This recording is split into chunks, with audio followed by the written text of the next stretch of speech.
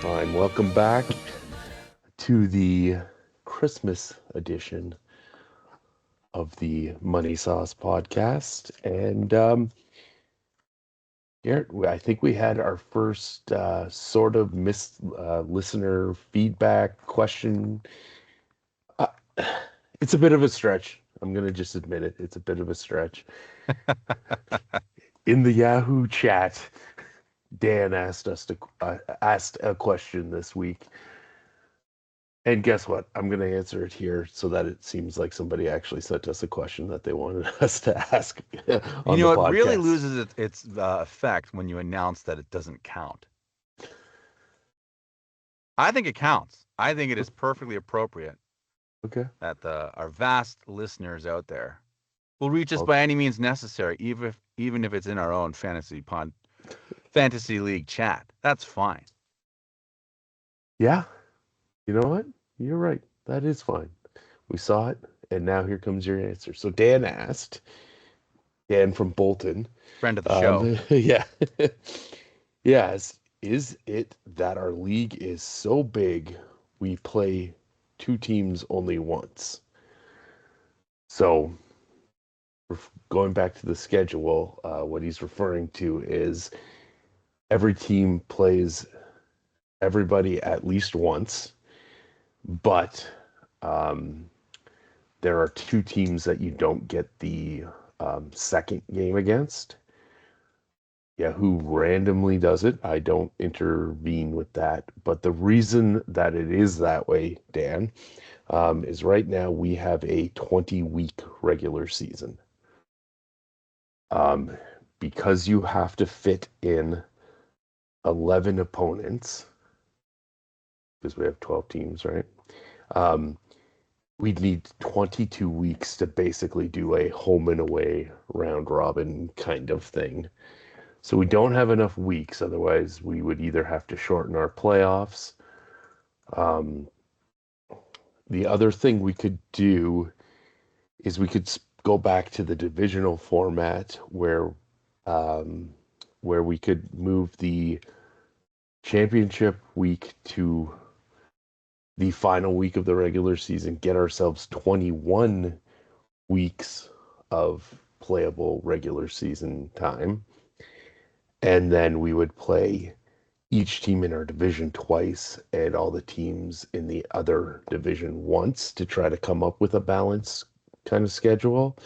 But really, just based on the way that the schedule works with us, including dropping that last regular season week, we only have 20 playable weeks. So there's no way to make a balanced schedule without making it basically an 11 weeks regular season with a single table. So I guess the short answer is yes. Yes, Dan, it's because we have too many teams. um, this may end up being something that looks a little different when the new CBA that we talked about comes into play, because there's going to be a couple more games on each team's schedule. I'm assuming it won't be enough to add another week of fantasy regular season. Usually a team plays about 3 games in a week. Adding two more wouldn't quite be enough, but we'll see what happens. And maybe this is a topic for conversation when we have the what was it, the annual GM meeting in Florida? Was that where you were proposing it? That we have it Florida, here? Vegas, Vegas, wherever. somewhere Yeah. warm, somewhere nice. Yeah. But thanks for the question, Dan. And that's kind of the scoop there. Um, yeah, it's just a matter of 12 teams don't divide into 20 weeks evenly. So we let Yahoo just do the scheduling, and it's kind of luck of the draw who you only play once. Um, moving on, we have some breaking-ish news as we do every week. The first one that I'd like to bring up is the Toronto Maple Leafs. So hmm this past week they had a home game and they honored longtime play-by-play announcer Joe Bowen. His his signature call is Holy Mackinac. So Give it to us proper, Jer. Holy Mackinac. There you go. Is that better? Yeah. That's better. Um, The bar was pretty low though. well, I guess set the bar low so that you succeed. There you Um, go. Manage expectations, right? that's it. So yeah, Joe Bowen will be retiring at the end of this regular season. And so they had the evening to honor him, and actually his son filled in for him on that night with the play-by-play duties while he was being honored. So that was kind of Oh, cool. cool. I don't know if you know this, but Joe Bowen started his career in 1979, and he was the play-by-play commentator for the Nova Scotia Voyageurs, which was the AHL affiliate of the Toronto Maple Leafs. Mm-hmm. Um, and in 1982, he was given an opportunity to try out for the play-by-play for the Leafs, and he replaced a gentleman by the name of Ron Hewitt. So Joe Bowen's actually only the fifth person to be the radio play-by-play broadcaster for the Toronto Maple Leafs. Now, he Wow. does radio and television now, but Does he do TV now? he did anyways. To be honest with you, I haven't watched a Leafs game in a while, so I'm not sure if he's still on the television call. I don't think he's on the Um, Sportsnet. that's right. He's not on the Sportsnet. You're right about that. I don't think he's on the TSN broadcast either. In fact, it was it was just before the pandemic, um, where he was taken off of the Leafs call, and it's John Houston. I can't think of his first name for Sportsnet. I can't think of his name either. Yeah. Anyways, but you're correct in saying that. So like I mentioned, he ended up as a Maple Leafs play-by-play announcer from 1982 to present, starting on the radio. So he was with CJCL, which was global, Mm-hmm. and no, CJCL is Sportsnet Radio. It was the Fan 590 at the time. Sorry, I Okay. apologize. And of course, he has kind of been there through the global years on TV. I believe that when Mojo Radio was a thing, if you remember Wow. that, uh, Radio for Guys, I believe the Leafs, I think all the sports teams went over there for a while. I remember the Argos being on there too, but he was part of that call. I mean, he's worked with Gord um, Gord Stellick, Mark Hebscher,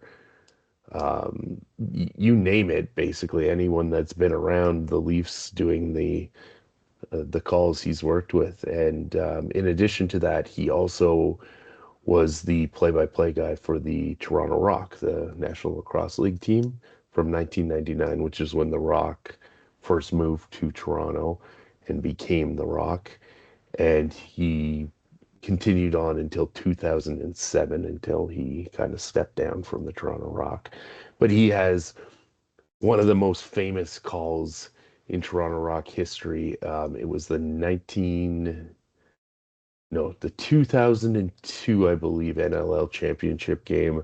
The Rock were down by, I believe, 2 goals, and there was less than a minute left. They came back and tied it up, and then with something like point 0.2 of a second left on the clock, they scored the game-winning goal.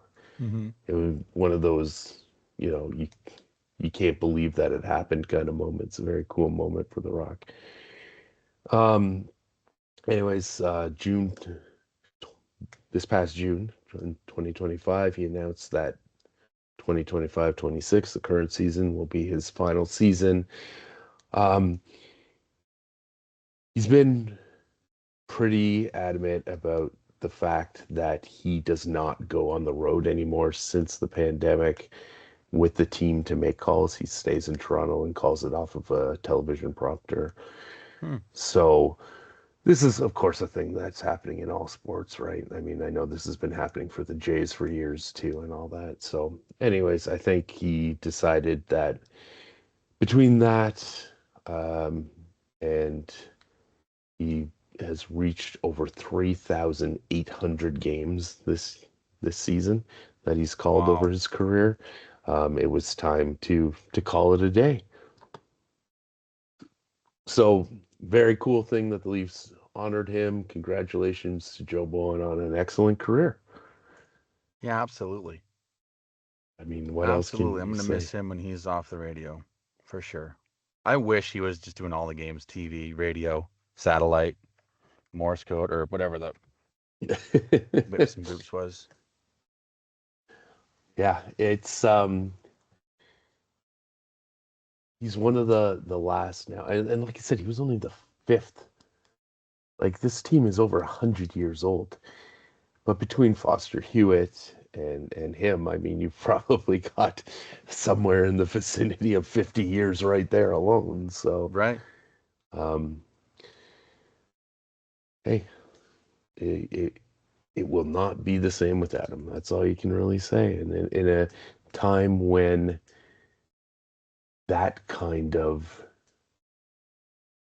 dedication to any employee in sports media is just not a thing. It's kind of cool to see that he gets to go out on his own as Mm-hmm. opposed to getting the pink slip. Yeah. And Yep. another another little note. Congratulations to Sidney Crosby. Congrats, Uh, Sid the Kid. You're all yeah, grown up. absolutely. So December 22nd, yesterday, but as of recording this, the Leafs actually played the Penguins. But Sidney Crosby in that game surpassed Mario Lemieux for the all-time um, points leader in the history of the Pittsburgh Penguins. So that was point number 1,724 for Sidney Crosby. Obviously, Lemieux would have been 1,723 being the previous record. Now, That's impressive because he missed a lot of time with a concussion in his prime. And I guess Mario was off for a little bit with the cancer or whatever, but you read my mind. I was just going to say, they both had, well, Mario had a few years off and came back, but yeah, they both had some time missed. Now, out of the 32 NHL franchises, Sidney Crosby is actually not the highest point total leader for one franchise. say that again. So, out of all 32 NHL franchises, I have a list of all the top points scorers, so goals and assists combined, uh, for each franchise here. Sidney Right. Crosby is not the highest of all time. He's actually second place. In first place is a player who played for the Detroit Red Wings. I was gonna guess Iserman. No, No. with Oh, 1,000, Gordie Howe? yeah, with Okay. 1,809 points. Fair enough. Wayne Gretzky Mr. would Hockey. come in under Crosby with 1,669 with the Oilers. But of course, he also spent a fair amount of time in LA and then a little bit of time in St. Louis and the Range and New York with the Rangers too. So those would reset every time he got traded, right? Yeah. So yeah, so there you go, right up there with Gordie Howe. That's pretty impressive, Sid. Not bad company. Hmm. Now, for the lowest point total um, leader in franchise history, I don't think it's a surprise that this goes to the Seattle Kraken, the Yeah. newest team in the Is it Jared NHL. McCann? It is 251 points. Yeah, Nailed it. nailed it. Going Well, back to the congrats, Jared McCann. Keep plugging away absolutely. in Washington State. Who knows? By the time it's all over, he could be right up there with Sydney. Who He knows? could be the next Sidney Crosby. Gordon. Well, it's nice to see like the guys coming in when we were younger kind of achieve like their legendary status. Yeah, Like all the question marks are gone now. We can look back and be like, Ovi's the greatest goal scorer of all time. You know, that was like, so it's fun to kind of be like, wow, to see somebody like all the potential coming in and like Sidney Crosby was going to be the next Wayne Gretzky and seeing where these guys are now. It's fun to see them break these records like Mario Lemieux's and Wayne Gretzky's, which a lot of people thought was never going to be touched. And he's still going. he's still going. Well, I think he's going because he wants to touch as much of those records or beat as much of those records as he can. But Russian um, tank doesn't break down, man. by the way, Ovechkin, obviously the all-time point leaders for the Washington Capitals with 1,654. Wasn't Oli the goalie? It wasn't Jim Carrey either, the wall. um, Going back to the Leafs. You actually sent this article to me. The Athletic posted an article this past week by James Myrtle, Jonas Siegel, and I'm not familiar with this name, Joshua Cloak. But the title of the article is Why the Maple Leafs Aren't Filling Seats Like They Used to. So the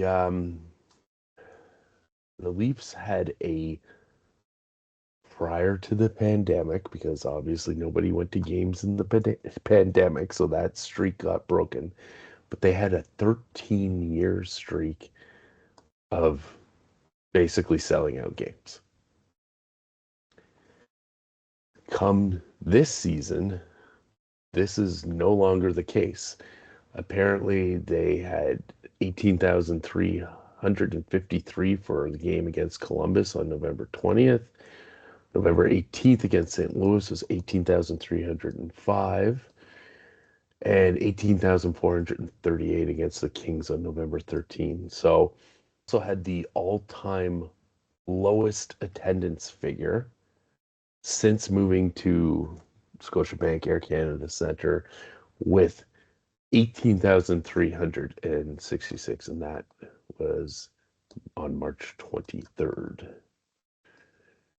No, that was not yeah, it was March 23rd, excuse me. Um, the Leafs aren't selling tickets like they used to. According to Tom McDonald, who is the Senior Vice President of Ticket Sales and Service with the Maple Leaf Sports and Entertainment. That must have been the easiest job for so long. He's Yeah, no probably kid. related, somebody's nephew. Like, you need a job here. You do ticket sales for the Leafs. Leaf, well, it's for all of MLSE, right? So, Oh, fair. um, That is quite difficult now, factoring the uh, Argos. factoring much more Anyways, Argos. But Mr. yes, McDonald, he said it's not something that we're really concerned with. So the belief is within MLSE, according to McDonald, is that the team has a heavy early schedule this season because the Olympics are coming later this year. So there's some, I'm going to say match congestion to use a soccer term. Um, and it's front heavy with home games in the front half of the season for the Leafs. On top of that, he points to the fact that the Jays had their World Series run, so people were spending money on the Jays, not the Leafs at that time, and um, basically he believes that in the new year and beyond that the attendance will pick up again, and the exact quote was, "It's just a blip." I I call think that's BS. a load of crap. Yeah. I think Yeah. it's such a corporate suit and tie answer. Oh, it's just a blip. It's the front loaded home games is plausible, but at the end of the day, if you're not garbage, you're selling the tickets. You're filling seats in. Yeah. Like I've been saying this for a while. Like the city of Toronto, the country of Canada had this love affair with the Toronto Blue Jays. But specifically for the Toronto hockey market, you have this wonderful team of like guys who are gritty, who came out of nowhere and just loved baseball and played their hearts out and left it all on the field, all the way to the World Series. And then we're left with this perpetually underachieving Leafs team who just doesn't care. They're tuning out their Stanley Cup winning coach in his second year. They don't care. They play with no heart and passion. And Austin Matthews scores one goal and he's doing the Hulk Hogan thing. Like, what's wrong with you, man? Like, he must be missing Mitch Marner more than anybody, just to like take all the heat for him, you Hmm. know? Um, like, They, and you got to realize as a Leaf fan, I think like the happy days are over. Like the perpetual first or second place in the division, getting into the playoffs, and like having a great regular season team. We're not even gonna have that anymore. Like mhm. this is the end. This is the start of the decline. For as much as people wanted to crap on the Shanna plan, bringing four studs like that every year and taking the eventual Stanley Cup champions to 7 games, isn't a bad plan. And we're Yeah, seeing that now. I read an article today by on the Star. Um, I'm sorry, You're sorry Damien for reading the Cox. Star. You should be. Damien Cox, the longtime sports reporter for the Star, wrote an article where he basically said the Leafs were wrong for firing Shanahan. And, I agree. and he went through the history of the Leafs and he pointed out how the Leafs have a history of doing this thing where they're having a level of success and they either trade a player or they get rid of the GM or the coach or whomever. And it goes all the way back to Red Kelly being the Leafs coach, being fired, and then being brought back, 5, 6 years later or whatever it was. But he pointed to Cliff Fletcher, who was fired and came back, I think it was 11 years later. They pointed to Doug Gilmour and Wendell Clark, both being players that they traded away and then once again traded to get them to come back. He did point to Curtis Joseph, but I don't think that one is fair because he came back at the very, very end of his career in like a backup role, if I'm Hmm. remembering that correctly. I don't even remember Um, that. I think it was only a one season or maybe not even a full season thing. I don't remember the Yeah. specifics, but this is something that the Leafs have done and in the past, basically. And he said in the article, essentially, like, look what's happened in the brief period of time that Shanahan's been gone. And he said, I bet you he'll be back, essentially, was his statement at the end of the article there. And That's a bold comment because I that means believe Keith Pelly's got to admit defeat in a big way. Keith Pelly hasn't had a lot of defeat in his career. Well, welcome to Toronto, Keith.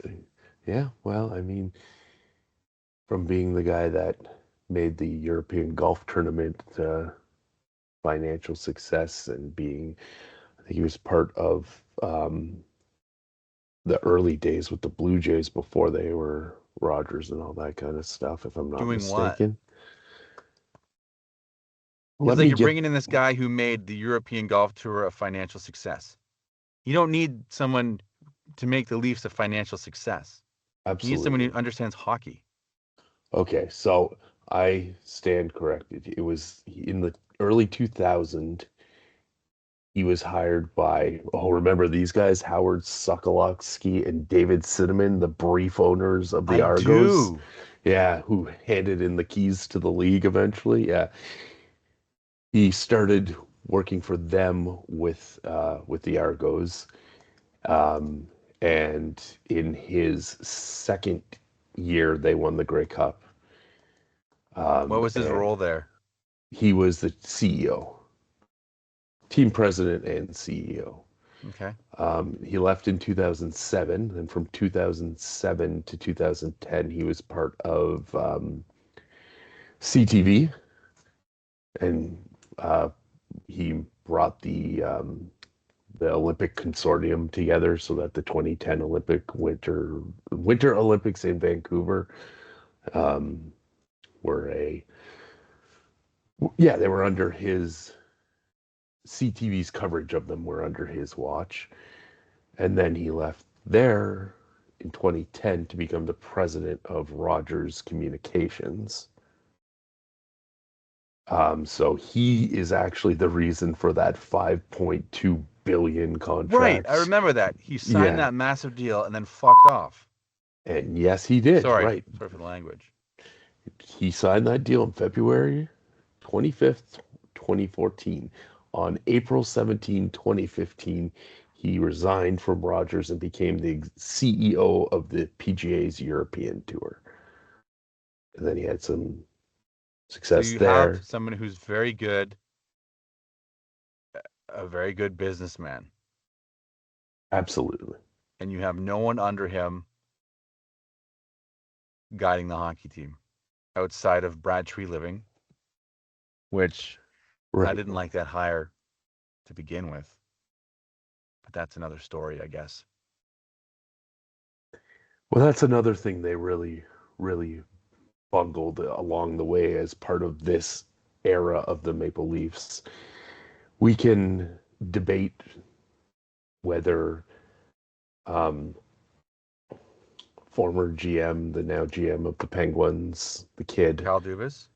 Kyle Dubas, whether choosing him over, why am I forgetting everyone's name?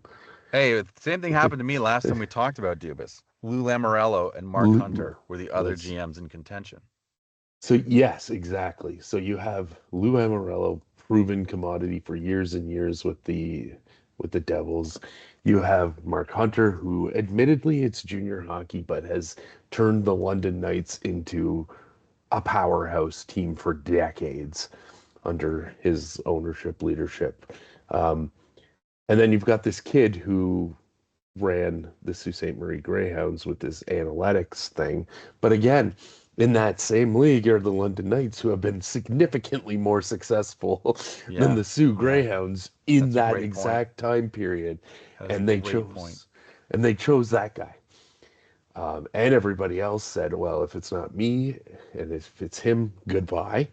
So they had this plethora of talent in in in the front office, and they pissed it away for the young unproven guy who eventually is gone. And I I didn't hate Dubas. I liked Dubas as the GM. Dubas as the GM. If anything, I felt like we were always in on free agents. It was exciting. It was an exciting time to be a Leaf fan. He sure. signed everybody. He gave Mhm. away a lot, and he gave away a lot to get rid of some of those signings. Um, but I didn't hate him. I thought he was fine. But I do think I felt this at the time. Firing Lou Lamoriello in that moment was wrong. Let Dubas walk, and because you've got a proven commodity in Lou Lamoriello, and you're on Right. the cusp. Like this team was doing well. They were overperforming expectations. And I think like Dubas, the Dubas issue was like he would not let it was the Nylander contract. I'm of the belief if he lets Nylander sit at home for a season, that sets the tone for all the other signings. Hmm. That he's not messing around. You're under contract to us. You're a restricted free agent. This is what you're gonna get, or you can go play in Sweden or something. Sure. You know. Yeah. Um, so I think that was the grave error. in the Dubas thing, and that snowballed into the overall issue of tying up so much money with those 4 guys for so long. Now, in fairness to the Leafs, which I'm not really known for being the last, I don't know, 10-ish years, part of the problem there was we had the stoppage in play and then the bubble and all that kind of stuff pertaining to COVID. COVID. And the fallout of that was seeing the salary cap not rise the way they expected it to. That's right. That is a great point. But, you know, is that bad luck? Of course, that's bad luck. And of course, that probably hampered their perceived ability to make other signings, or at least they were counting on that salary cap to go up when they made those signings, when they re-signed those players. So, I'm going to give them that. But at the end of the day, this has been 10 years of the same. 10 years of looking for answers at the bottom of the lineup to push you past where you can't seem to get past. And but you don't have that top talent, that talent at the top of the lineup anymore. So yeah, well, I mean, obviously you've and that's why this year is not going the way. But what I'm trying to get at, to get back to the kind of the attendance issue, I mean, let's put this in perspective. 2 seasons ago, the Arizona Coyotes were playing in front of 3,000 people. Like, but yeah, people are tired of it. And people that remain Leaf fans, like, they don't want to spend $200, $300, $400 you're a spending ticket. $500, man, after parking, food. Well, If that's you're it. going Like, with somebody, tickets, like you're looking at, for 2 people, $1,000 night, probably. I don't know about $1,000. Sure, if you want to grab something to eat before the game, if you want to have a beer or even a freaking pop at the arena, you know what I mean? Pay for parking, pay for the Get that train. souvenir cup, kids. That's right. I mean, of course, depends where you sit too, but like this is not an reasonably priced outing for most people anymore. No, it's a giant splurge. It's a giant indulgence. Yeah. And if your team is going to continue to perform the way it has, forget this year even.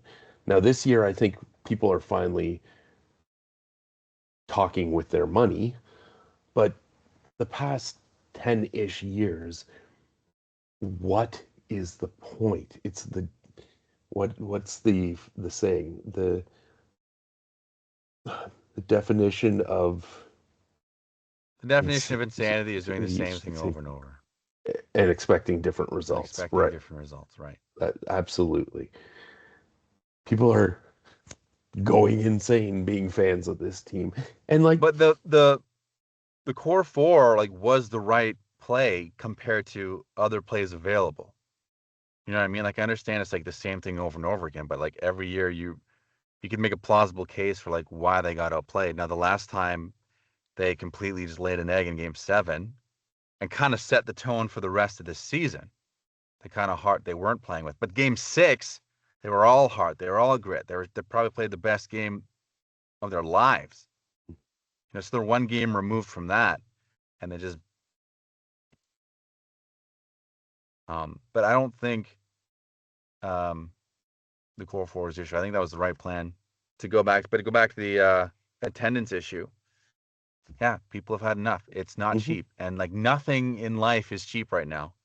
So if you think I'm going to spend $600 to watch Austin Matthews taunt me, I'll do it at home for free. yeah, absolutely. and put my money into my groceries and get that high protein milk or something. There you go. So that's it. That's really the core of it. The Leafs are not selling tickets because high protein milk is expensive. It is expensive, but if you add it to your coffee, you're basically having a protein shake for breakfast. So There you you're go. coming out ahead by not buying protein powder. And it's lactose free, so it's less gassy. It's a win all around. Well, I mean, there The you go. Maple Leaf sponsor should be high protein milk. I'll give them this. The Oreos on the helmet and the milk on the jersey, that's clever. It's That's genius. I It's don't genius. like the sponsors on the uniform. That's another Ugly as topic hell. for another night. I hate it, but that's clever. I'll give them that. Speaking of being clever, or maybe not being clever, we have some trades this week in the PHL. We do We do, we do. trade alerts. I'm going to start with the big trade in terms of quantity of players. Are we gonna break these down and give our opinions on these? We can, yeah, absolutely. Ooh, I don't know. Might So be too hot for TV. we had a trade between brothers. So You don't say. it's pretty easy to do in this league, but um, There's only Paul, 2 sets of brothers. absolutely, yeah. Anyways, 4 of 12 teams. Anyways, Paul received from Pete Brady Kachuk, Braden Point, Adrian Kemp, and a 8th round draft pick. that's what And Paul gets. That's what Peter that's what gets. Paul, that's what Paul gets. That's what Paul gets. 8th round pick. And Some huge names in that pile. absolutely. And in return, Pete gets Leo Carlson, Elias Pettersson, He's been and injured for a a while. yes, he has, but he's on his way back apparently, and a 3rd round pick. I believe Pettersson, I looked at this earlier today. He is How long has he been injured? this goes back to his last game was December December 6th. 5th. He did not play on the 6th. That was the game I was at. He was too afraid to show up. Hmm. Yeah. Well, maybe he was on the phone with Pete. Um, regardless, he's back to practice anyways, so um that's a lot of names flying back and forth. How do you feel about that trade? Excuse me. Honestly, I don't have a strong feeling. I think Paul is coming out a bit ahead, but I also realize that Pete's probably looking at next year with that earlier pick.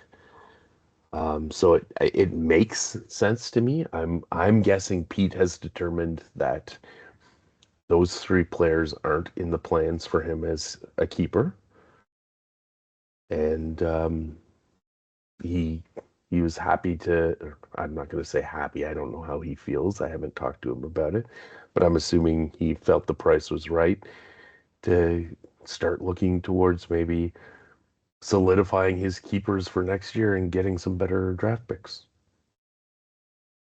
Seems like the scenario to me. Anyways, what do you think? Yeah, Paul's definitely playing for the championship this year. Mhm. Peter looks like he's building a draft pick arsenal for next year. If you want my advice, Pete, draft all goalies. It goes really well.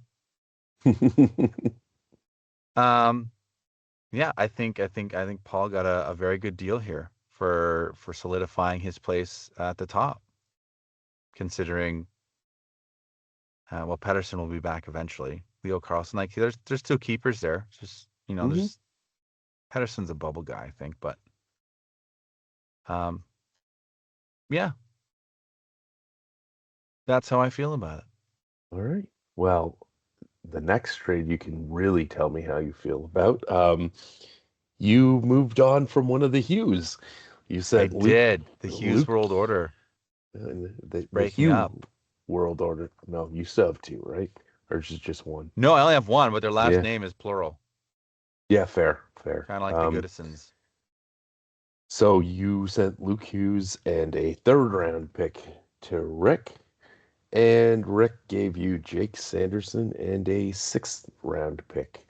I mean, if I knew a third round pick would get me 3 keepers, um, I would have evaluated things a bit differently. But I thought in this trade, um, I'm giving up on Luke Hughes for this year. He's still he's a keeper level defenseman with a high ceiling. He's just not progressing quickly enough for me to hold on to him. I want someone who's performing now so I can crack the top 3 and make a run in the playoffs. So I thought, I'm giving up value here and a good draft pick for a defenseman who's playing better and still has a high ceiling.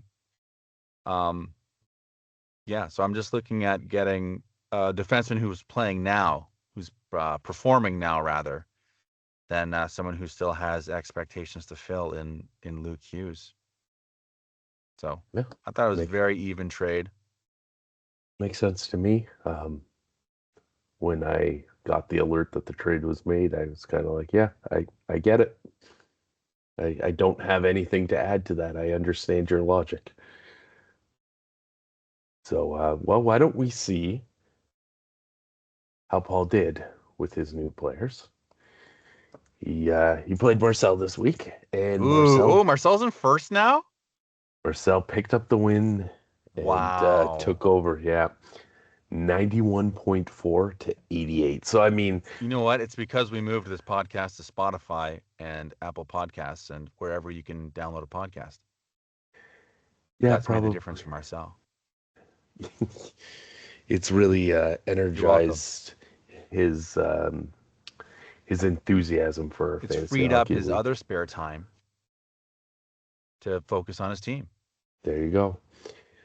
His player of the week this week, for the second week in a row, actually, is Leon Draisaitl, 13.6. Big week for Leon there. But Matt Boldy, look at this, up nice even 10. Two big Wow. appearing players this week. That's actually Boldy's. We're not giving him the nod as the player of the week, but that's Boldy's second time where for Marcel in a week where he's had 10 or more points, but somebody else on the team had more points for Marcel. So Boldy's been shut out of the player of the week twice, despite having top performances. Well, it's On really Paul, fueled his play. I guess so. Paul's player of the week is Connor McDavid, 16.95 goals, 5 Wow. assists. Yeah. That is a all-time, well, since we've been doing the podcast, all-time best In the last week. 9 weeks, Yeah. he's the But franchise leader. 16.9 is the highest amount of Look, fantasy points a player has yeah. gotten. So, Wow, yeah. Marcel had one less game played, and look at the projected points. Like, just Yeah, they blew it out of the water. And this is bad matchup luck for Paul. I mean, there's nothing else to say here. Marcel had a huge week, and Paul would have beaten all but two other teams. So, you know, what can you do? That was our matchup of the week last week, though. of course. Thank you for that, Yahoo. That was a Um, heavyweight bout that delivered by the looks of it. Absolutely. Whoa, Unlike speaking of Jake outperforming Paul and projections. AJ Wow. there. Yeah, Paul, Captain Paul, 66.1, and Dan with a 95.3. Huge week. And look at this. Our captain had 71 games played, or Dan had 67. So well done, Dan. On captain's side of things, Philip Forsberg was the player of the week with 7.8 points with a big 5 goals. On Dan's side of things, it was Ottawa's Tim Stutzel with 11.7 points. Big week for the pastry man there. And as always, we have to do a quick check-in on Cole Caulfield. No, we 2 don't. Luke points. Hughes isn't a part of my team anymore. Fair enough. So is this the official end of the Cole Caulfield check-ins? The Cole Caulfield check-in is dead. R.I.P. So big week there for our What was the listener goaltending like for feedback. this one? Yeah, once again, Mackenzie Blackwood is haunting Yeah, me, yeah. You but want to do the Cole Caulfield check-in and not do the Blackwood check-in? you're right. I didn't want to. Um, Brabovsky had a decent enough week with 5.2, but Hellbuck is 11 0.6. goals. Yeah, I spoke to I the mean, captain today. okay, He was admitting defeat. hitting defeat on the season, eh? Well, like I was asking, like, what's going on? He's like, I don't know. Like, is Hellebuck not performing? He's like, I don't know. If he's letting in 11 goals a week, yeah, He's not performing. not Yeah, performing. yeah. 94 saves. I mean, that's not bad. 94 saves is a 94 lot of saves is great. saves. Yeah, 11 goals, though. It's all yeah. about the ratio, You're right. You're right. the golden ratio. Moving on to Fibonacci. we have Rick and the Tyler Bay Lightning. Rick 74.1 to Ty's 54.6. Um, for Rick, the player of the week was Sebastian Aho, based off his team name. 8 points, 4 goals, 1 assist. For Ty, it's a familiar theme. Sam Reinhart with an even 9 points. That's Oh, back. he's not on Florida. He's not in Tampa Bay. No, no. But that's back-to-back weeks for Reinhardt being Ty's player of the week, and the fourth time this season since we've started the podcast. So we missed a couple early weeks, but Can I just that's say a I love that you're keeping track of that? I've got a nice stack of notes here to keep track of all this. I love that they're handwritten. Even better. Old school, baby. So, yeah, tough week for Ty, but um, as we say, he goes as the Lightning go, and there's Kucherov with a 1.6 and Vasilevsky with a 0.8. So there you have it. It's all right 6 there. goals. Yeah. Now we have your matchup. You faced Pete, and you picked up the win, 64.9 to 61.0. This is a nail biter for me because as you can see, I grossly underperformed, You did, yep. and Peter just would not go away.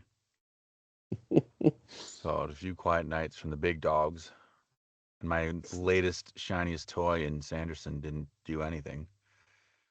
So I was a little bit nervous. Took 5 extra games to do it, but sorry, Pete. But you did it, so I guess a win's a win. A win is a win. For Pete, it was Rob Thompson here, 7.1 for the player of the week. On the other side, 7.5 for Macklin Celebrini, your Mac is player. back, baby. Surprising to me is that this is his first player of the week for you.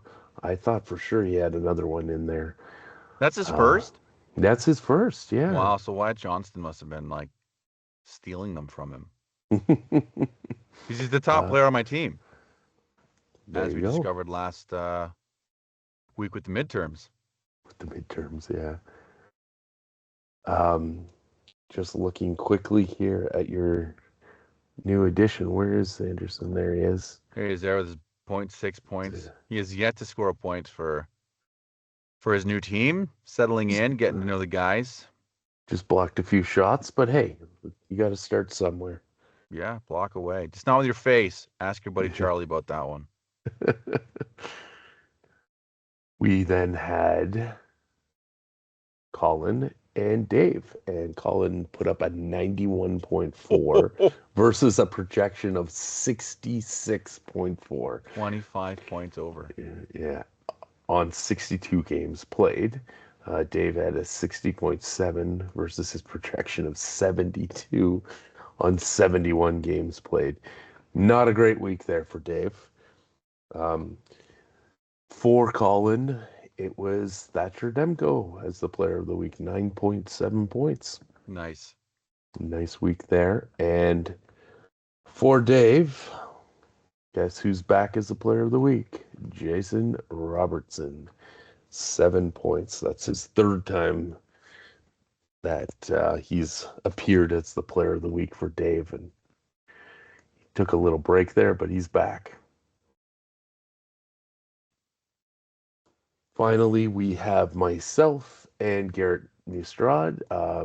73.9 for me, 71.8 for him. So I squeaked by. It's Whew. funny, on Friday, the gap was a little larger, and Garrett sent me a message saying, you know, he was admitting defeat and congratulated me on a good week. And I said, "You're just jinxing me now, man." And it almost happened. It almost happened.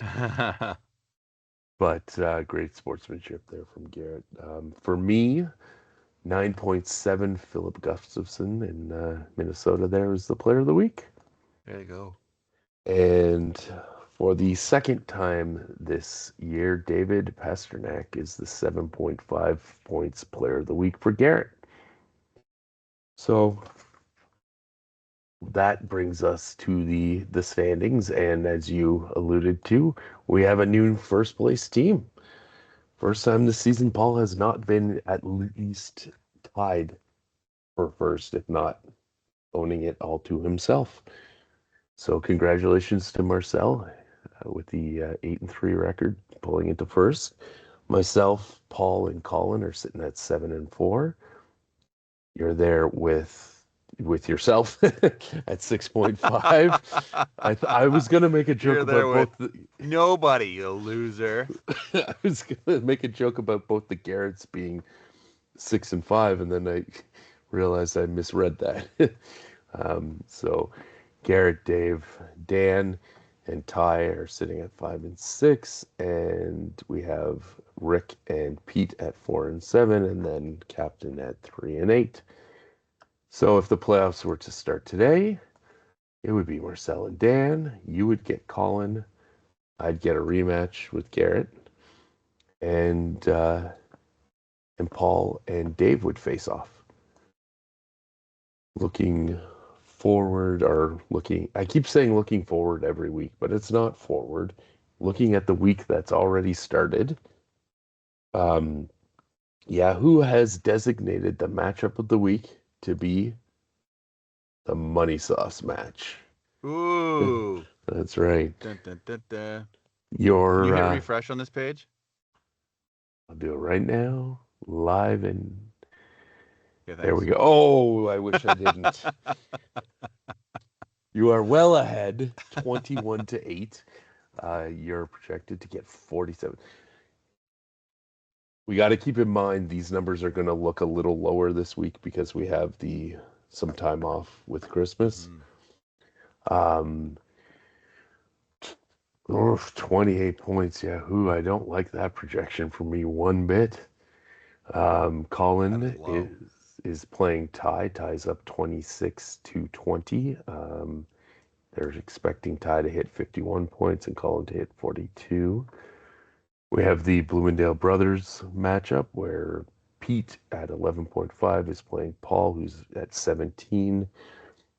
Paul's projected at 44, Pete at 33. Dan and Rick in what is currently a tight one. It's 13 points for Rick, 14.6 for Dan. And the projections are tight too, 36.4 for Rick, 37.16 for Dan. Garrett and Dave also in a tight one there, 17.3 for Garrett to 16.8 for Dave. Projected 41.59 for Garrett, 37.67 projected for Dave. And Captain is out in front of Marcel. So could we see a 12th upset of one this week? That would be fun. That would be Captain fun. 23.3, Marcel 15.3. Captain's projected to win two with 45.26 versus Marcel's 42.98. That's, of course, as we stand at 10:18 p.m. Things Um, change quickly. I hope so. That's all I got to say about that. Whoa, whoa, whoa, whoa, whoa, whoa, whoa, whoa. This is Christmas week, and when Christmas time comes around, we all send our letters or go to the mall and talk to Santa or whatever we do for our wishes for Christmas. We make our lists. Um, and this week, I thought we would do a Christmas wish of our own.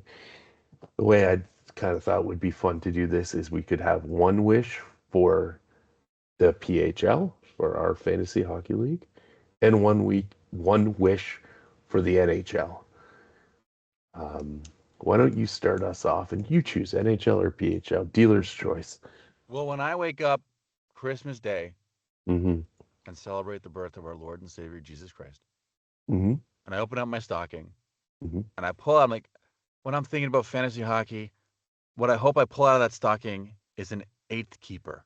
That's what I really want for our league. 8 keepers, maybe more. That's my wish for the fantasy hockey league. What's yours? So I guess the PHL will be the stocking, and then the NHL one will be the big gift under the tree.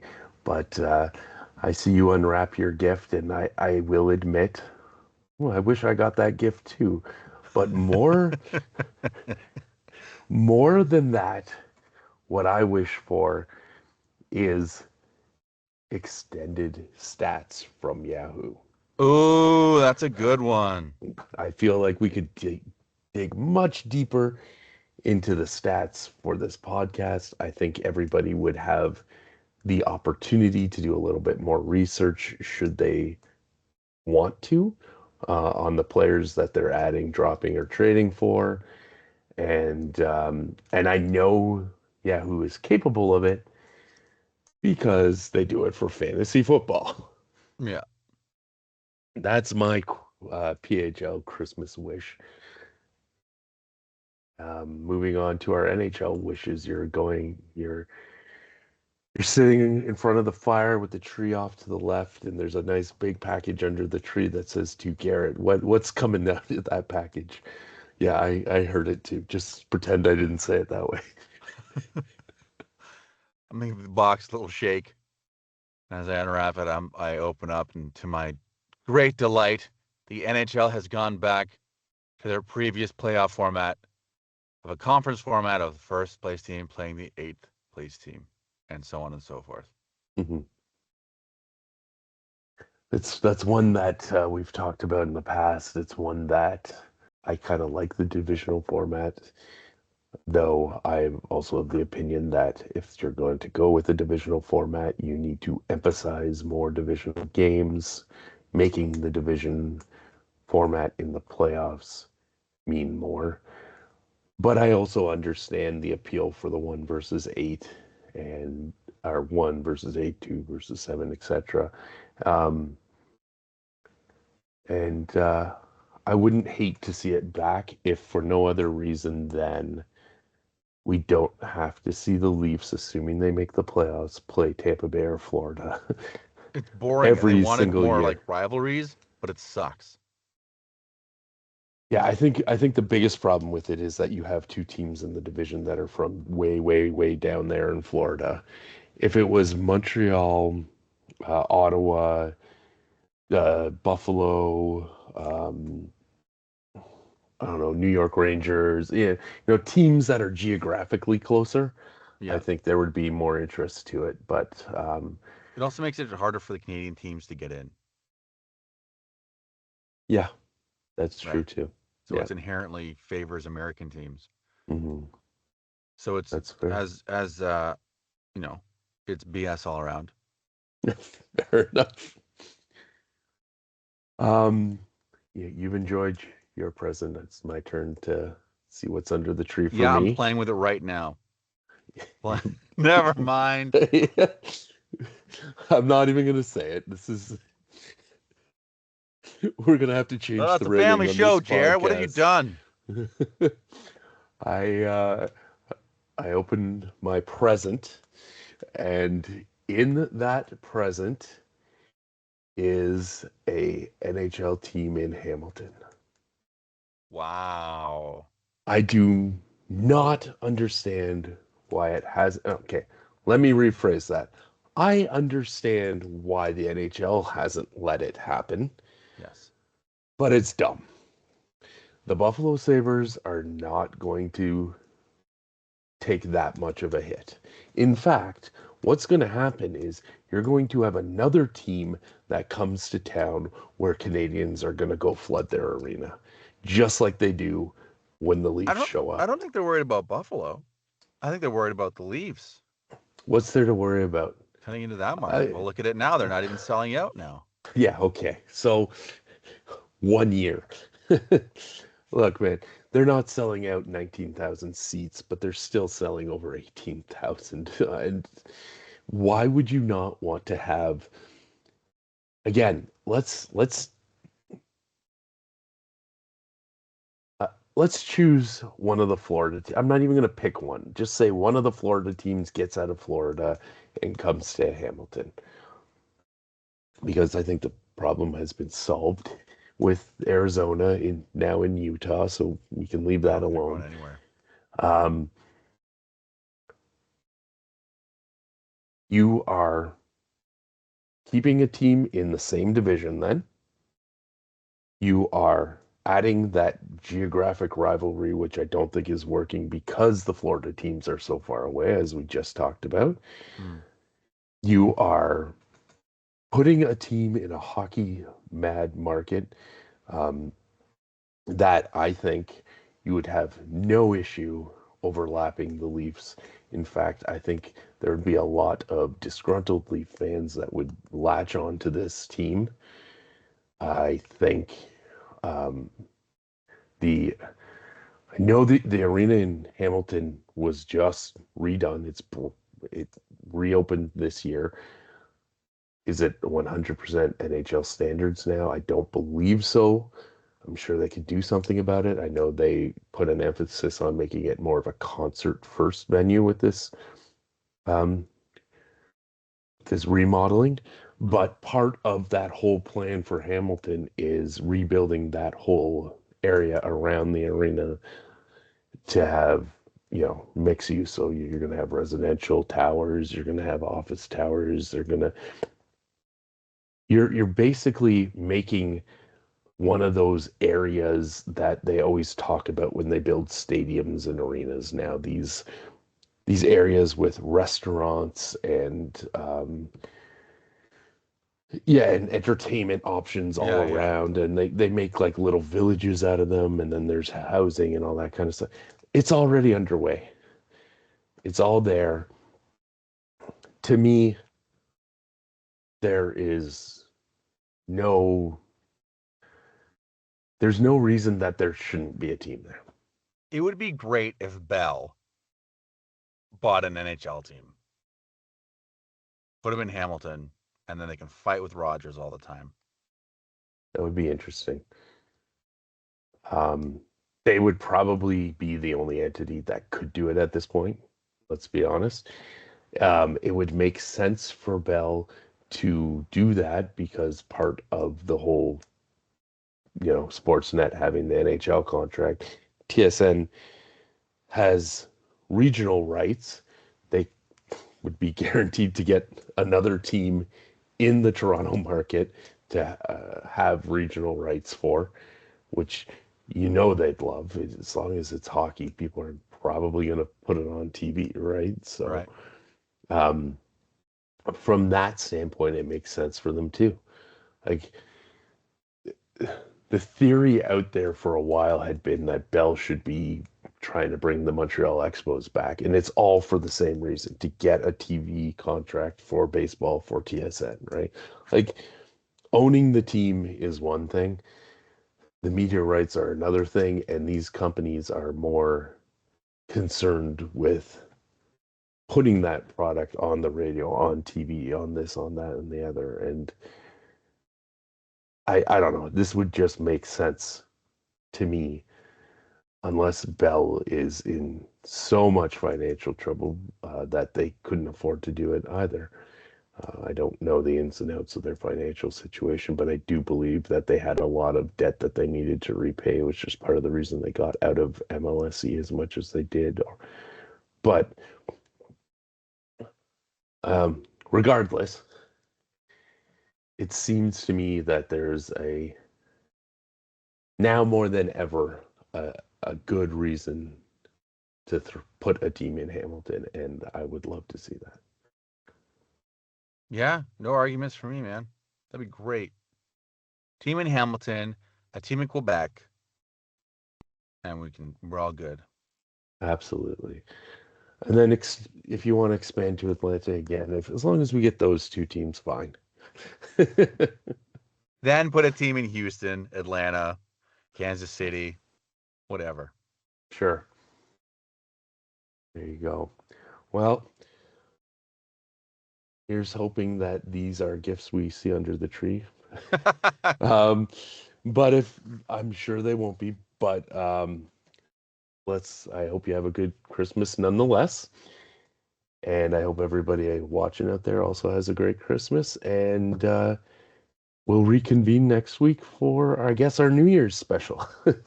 The New Year's special. There you Are we go. going to do a year in review? Are we going to do a clip show? We're going to do a highlight show. And when I mean highlight show, I mean there's one highlight that we're going to show.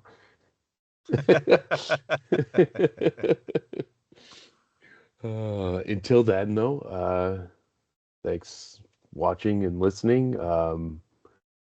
If you have a Christmas wish for either the NHL or the PHL, throw it in the comments there. I'd love to hear it. Or the Yahoo chat or the Discord but preferably the comments, so it helps our YouTube algorithm. Yeah, absolutely. Yeah. And until next week, good luck, everyone. Merry Christmas, everyone. Happy holidays. Peace. Sauce Podcast.